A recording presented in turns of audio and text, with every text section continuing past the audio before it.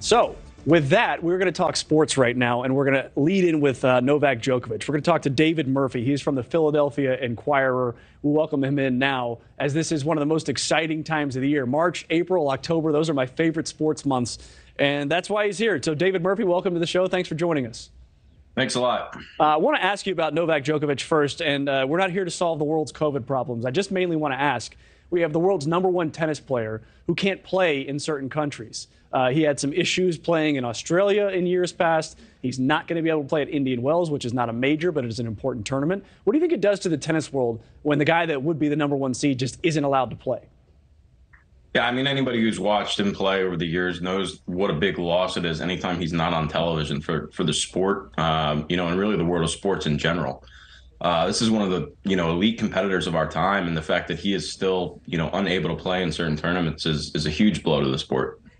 Okay, we're going to kind of do a sports roundup here. So one of the things I want to talk about is the NBA MVP debate. And you're with the Philly Inquirer. You get to watch Joel Embiid, James Harden, whenever you want to.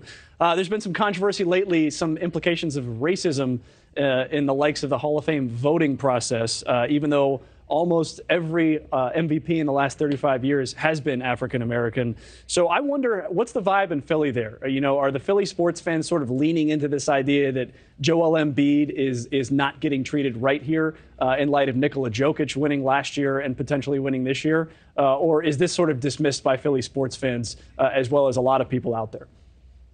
Well, I don't know how much the racism talk has really bubbled up to the surface here in Philly. It's more about, I mean, if you know Philly, you know that the kind of standard line is that everybody hates us. And I think that's more of where the fan base's mentality is at right now. But look, Jokic is a great player, and it's really hard to take away that MVP from him, given what he's done this season compared to the last two when he won the award. But I'll tell you this, Joel Embiid is, I think there's a majority of the league's general managers, if they were given a choice to pick one player for a 7-game series, I think Embiid would be a lot of their first choices. I think you're right. I know that that's Big East country, or at least it's 1980s and 1990s Big East country in Philadelphia. Landscapes change a little bit, but let's talk about Alabama guard Brandon Miller. He is the AP's SEC Player of the Year. He's got possible involvement in a murder case that is currently under investigation. I just want to know what your thoughts are on his tremendous talent, the idea he might be the National Player of the Year, but yet he has this thing hanging over him, and everybody just kind of feels icky about it. Yeah, well, look, I mean, I kind of have a fringe belief there where I don't think colleges should be in the business of big-time basketball, and this is kind of one of those reasons where, you have these academic institutions forced to make these decisions, on who is representing the university. And it just leads to situations like this where, there's no win. The guy, he has not been charged with a crime to my knowledge. And I don't see if there's an argument for keeping him off the court. But at the same time, I mean, look, this is the University of Alabama, and clearly there are some image problems here. I think you're right about that. And staying with college basketball and all, Jim Boeheim, again, that's why I mentioned Big East country with Villanova in town there.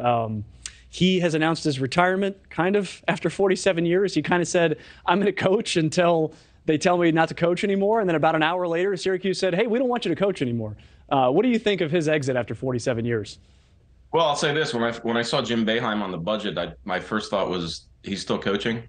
I think 5 years ago he announced his retirement for the first time. But look, if you know anybody, and you're in the media business, I'm sure you know plenty of Syracuse grads. I think the feeling amongst the alumni base is that it's about time. Look, great career for the guy. 34 NCAA tournament appearances, 5 Final Fours. Really revolutionized the sport with that 2-3 zone. I can remember growing up, watching Syracuse just baffle teams in the NCAA tournament with those long wings that they would throw out there and just kind of disrupt the entire proceedings. But look, for every season, turn, and I think, it's Jim Boeheim's turn. Yeah, that 2-3 zone, man. As a Miami sports fan, watching them play basketball against Syracuse, it's just sort of like, it's 50-50. You're either going to hit your threes or you're not. And they might be terrible, but they might turn on the defense one day and have the day, and that might knock you out of the ACC tournament, the NCAA tournament, or whatever other tournament you want to play.